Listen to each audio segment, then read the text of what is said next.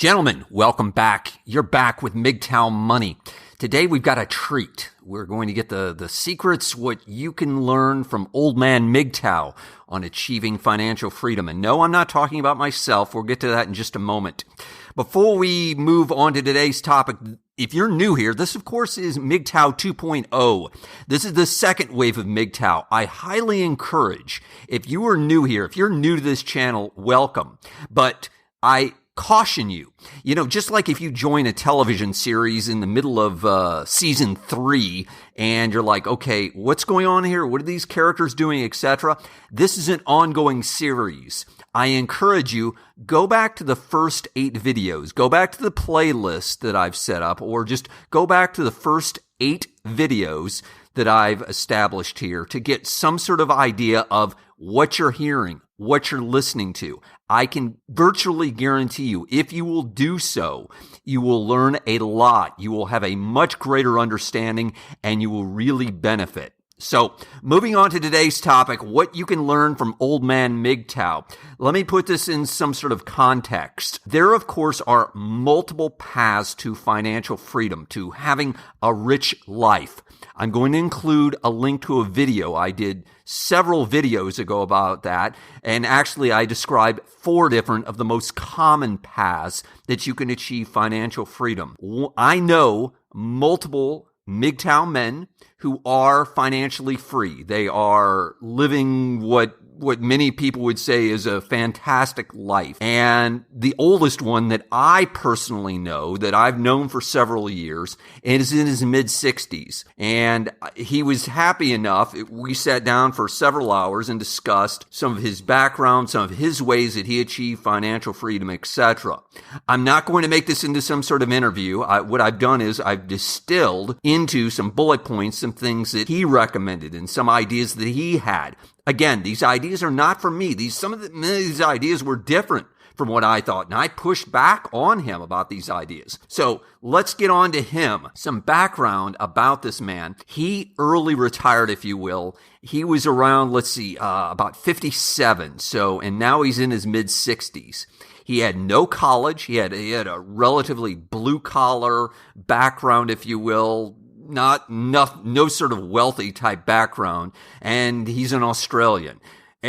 And I should add, for the last several years, he very happily has been living overseas in a developing non-G20 country very, very happily. As he said to me, I have zero interest in ever going back in terms of moving back to Aussie. So, with that said, we've got some background on my buddy here. One thing that he emphasized right off the bat is that he has no debts.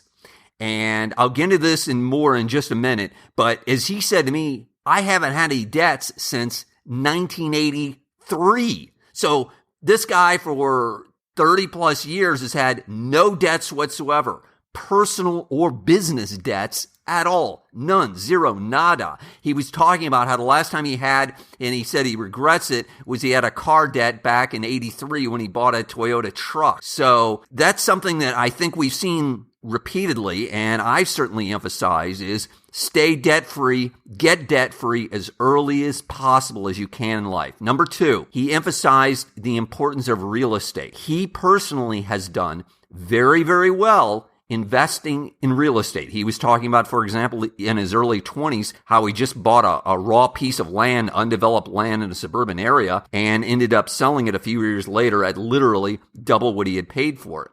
However, he also was talking about how, having made various real estate investments throughout his life, he did cash-only real estate investments. So hear me clearly. He wasn't using leverage. He wasn't getting a mortgage. He wasn't taking bank loans. He was doing very well doing cash-only deals on real estate, which I thought was quite interesting. Continuing on with that same idea, he used, for example, during the real estate crash, 2007, 8, 9, something like that, he gave me a specific example where he purchased a piece of property, and I don't know if it was during that particular crash or another one, but he was describing how after the crash, He lowballed an offer, bought some waterfront real estate, again, a few years later, sold at a tremendous profit. Not only was he emphasizing that he had the cash to buy it, in other words, that he was a cash buyer, he could buy it up front, he was also buying after a crash. I know some of you in the comments section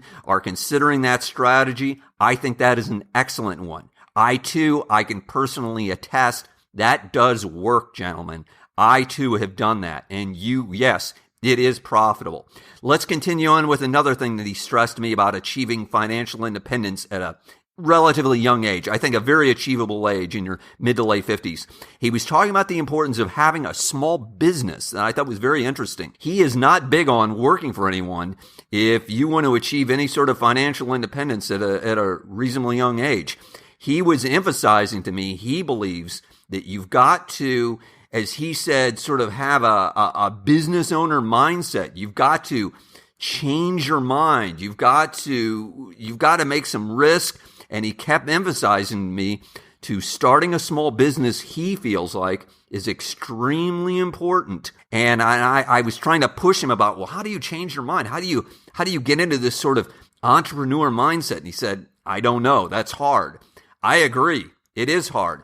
Dare I say, 4 out of 5 people don't have it and probably won't have it. However, if you do, fantastic. And I would certainly encourage you to give serious thought to what he was talking about, because he emphasized to me going the small business route is a way to do it. And again, that's one of the 4 paths that I mentioned in that video that I'll include in the description. Another thing that he mentioned to me, of course, is if you've got a small business, you're going to be working hard. Again, this is somebody who, as he said to me, I didn't have a silver spoon in my mouth. I didn't come from a wealthy background. I was working 7 days a week sometimes. I was working late nights, etc. Furthermore, again, he lived unconventionally, as he talked about to me. I lived on a houseboat. I lived in my factory, in an office in my factory. This is somebody who definitely did things that were outside the norm, that were definitely different, that people would be like, wow, this guy, he's broke. He's flat broke. I mean, here he is. He's living on a houseboat or whatever it might be. Let me, though, throw the capper to the whole thing that I haven't mentioned about this man. He never got married. Yes, this man's in his mid-60s, never got married. And, oh, that's right, as he said to me, I never had children.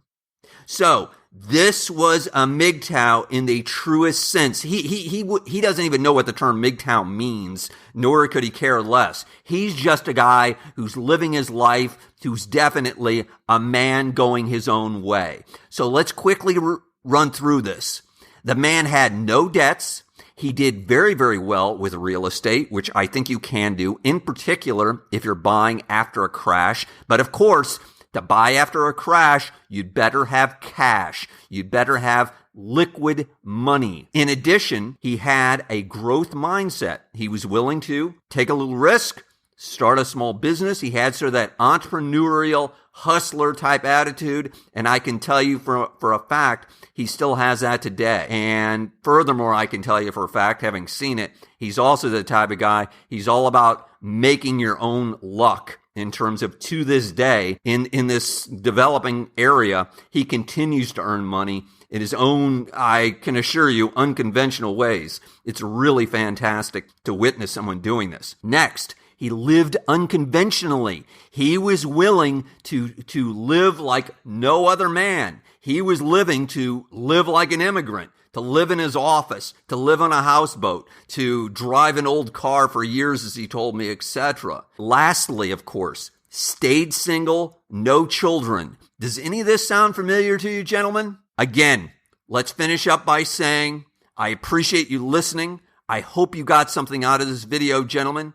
Learn from this man. Ignore everything that I've said. Learn from this man. Read the comments from other men. Gentlemen, we, of course, are building an international MGTOW army, and I need your help to move this channel forward, because we are moving this forward. I need you to share this video on forums. I need you to share it with friends. And if you haven't hit the subscribe button, smash that button now. As always, John Galt out.